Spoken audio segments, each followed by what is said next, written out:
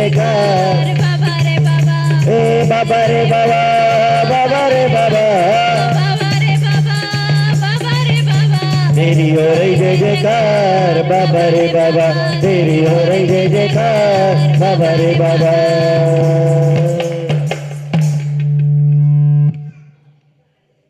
चलो की जय जी महाराज की जय, महाराज की जय, महाराज की जय। अरे झालर घंटी दे के आरती हम तो नाचे रे, झालर घंटी दे के आरती हम तो नाचे रे, हम क्या नाचे बाबा सारी दुनिया नाचे रे, हम क्या नाचे बाबा सारी दुनिया नाचे रे, झालर घंटी दे के आरती हम तो नाचे रे, झालर घंटी दे के आरती हम तो नाचे रे, हम क्या नाचे बाबा सारी दुनिया नाचे रे। भक्तों को भगवान मिले हैं प्यारे पारसनाथ, भक्तों को भगवान मिले हैं प्यारे पारसनाथ, जिनके भक्ति करने सबका झुक जाता है मात, जिनके भक्ति करने सबका झुक जाता है मात। ढोल मजीरा ताली बाजो, ढोल मजीरा ताली बाजो, घुंघरू बाजे रे, हम क्या बाजे बाबा सारी दुनिया नाचे रे, झालर घंटी दे के आरती हम तो नाचे रे, झालर घंटी दे के आरती हम तो नाचे रे, हम क्या नाचे बाबा सारी दुनिया नाचे रे, हम क्या नाचे बाबा सारी दुनिया नाचे रे। जय बोलिए मूल नायक चैतन्य चमत्कारी चिंतामणि गौरे गौरे सांवले सांवले सांवली उपासना जी भगवान की। ओ विद्यासागर के गुण आगर के, सुबह मंगल दीप सजाए के, हमें आज उतारे ओ विद्यासागर के गुण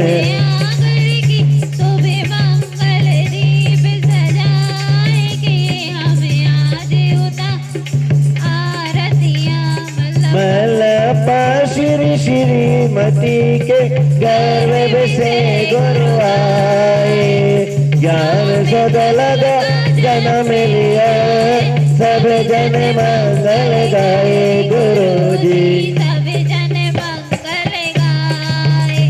नारागे के नादेश के, सुबह मंगल दीप सजाए के, हम आज उतारे आरतिया ओ विद्यासागर के गुण आगर के, सुबह मंगल दीप सजाए के, हमें आज उतारे आरतिया ओ समय सागर के गुण आगर के, सुबह मंगल दीप सजाए के, हमें आज उतारे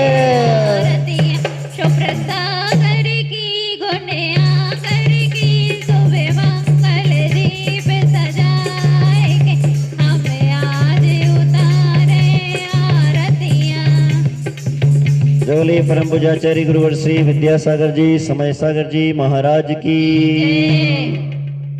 जय। जिनंदा परमानंदा, जय जिनंदा, जय जिनंदा नंदा नंदा, जय जिनंदा परमानंदा, जय जिनंदा परमानंदा, आदिनाथ की,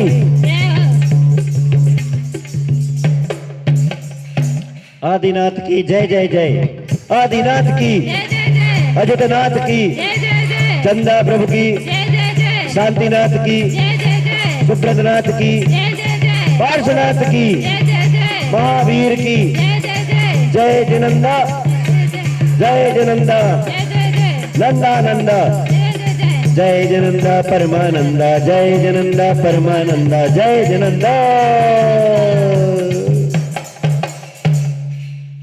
चलो अब बैठ जाओ सब लोग।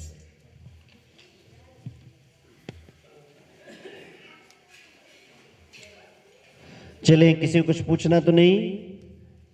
चलो हाँ पूछिएगा।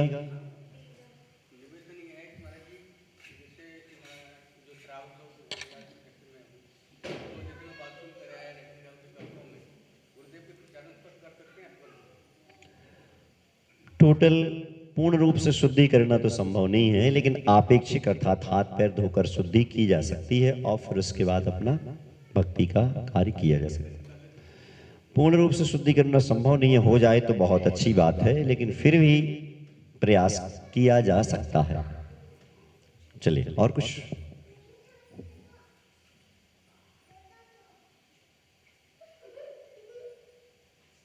क्यों कितना उद्यम कर रही हो?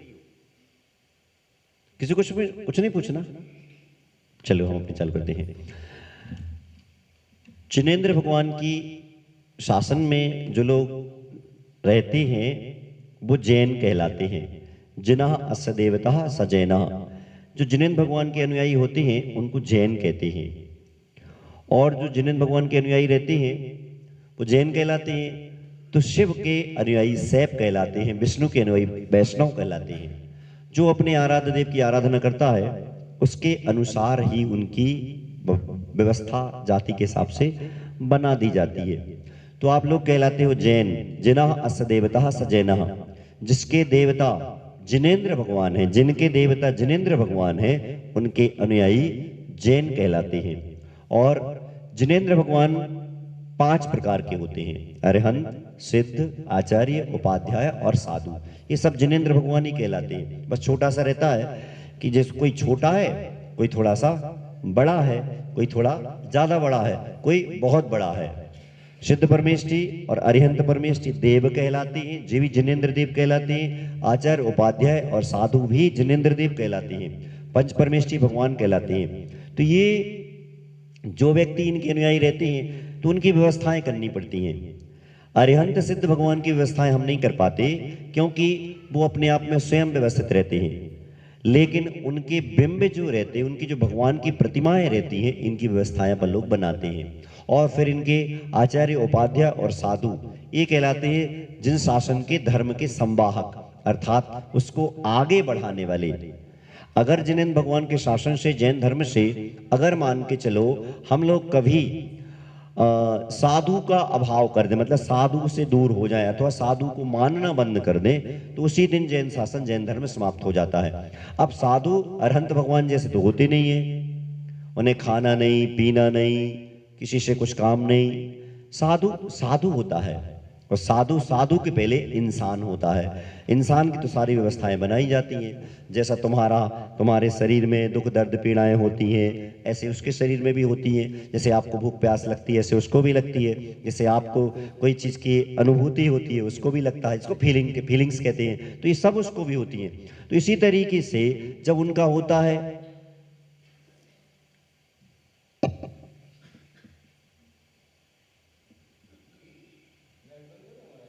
हाँ यार कीड़े बहुत आ रहे हैं आज।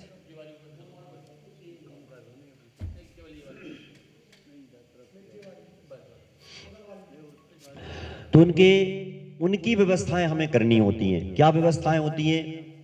आसन, आवास, आहार, 3 प्रकार के आकार।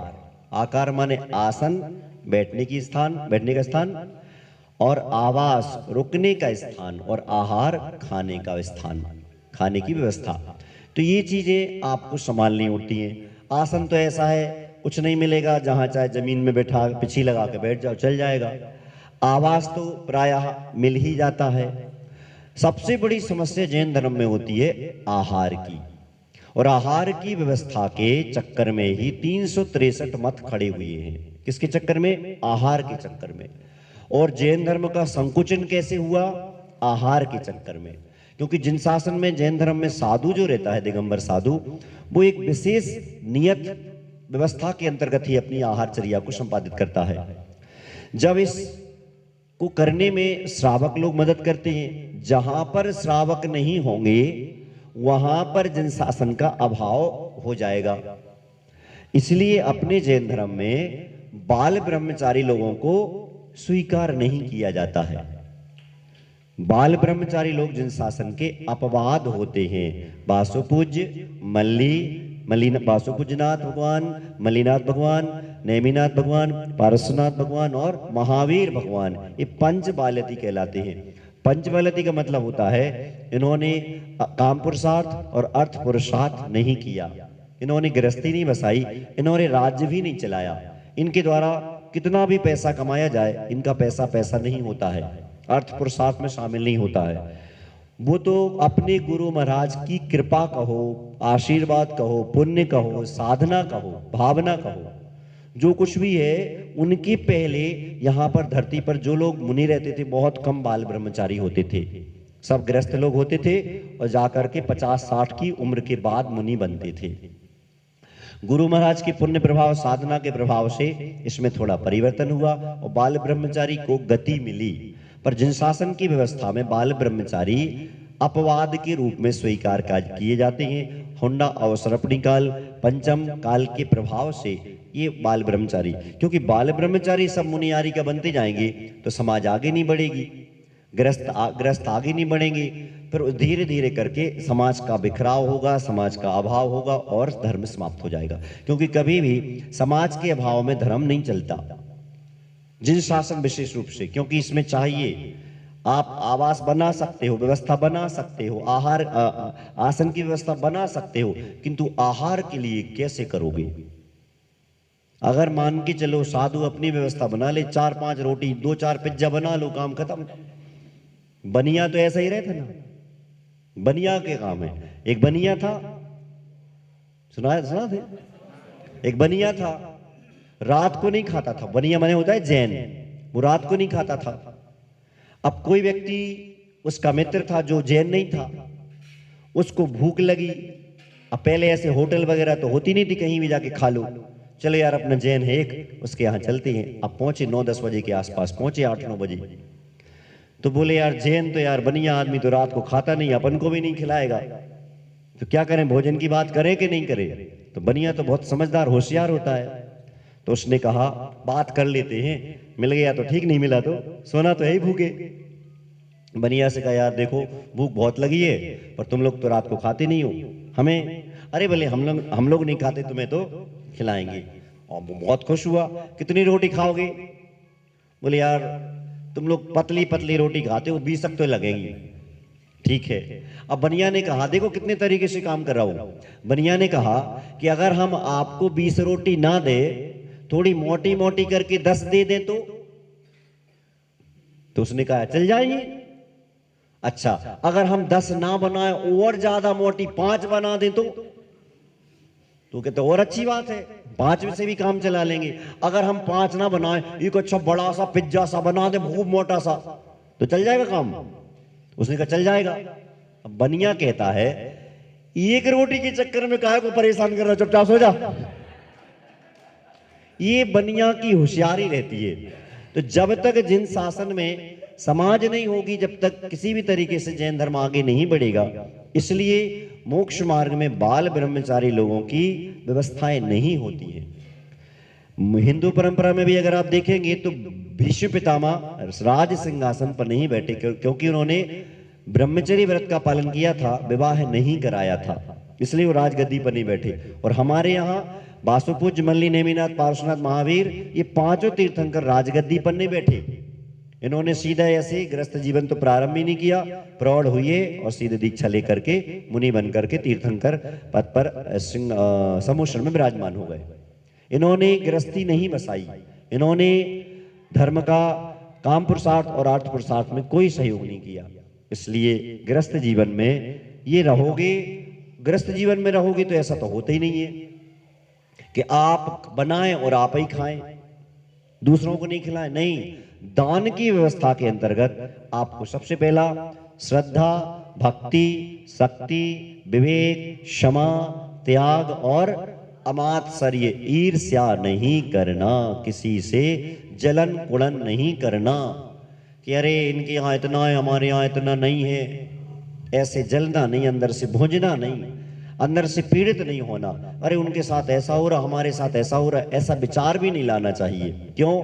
लगता तो है कि अरे यार ऐसा चल रहा होता है, पर नहीं करना, क्योंकि जहां पर जो कुछ भी व्यवस्थाएं चलेंगी वो अपने पुण्य पाप अर्थात अपने कर्मों से चलेंगी। हे गुरुवर रास्ता दिखा के, हे गुरुवर रास्ता दिखा के, भूले न जाना हमें अपना बना के, हे गुरुवर रास्ता दिखा के, हे गुरुवर रास्ता दिखा के, भूले न जाना हमें अपना बना के, नैनों के रास्ते से मन में समा के, नैनों के रास्ते से मन में समा के, छोड़ न जाना हमें अपना बना के, हे गुरुवर रास्ता दिखा के, हे गुरुवर रास्ता दिखा के, बोले न जाना हमें अपना बना के। अब उन्हें भोजन करना है।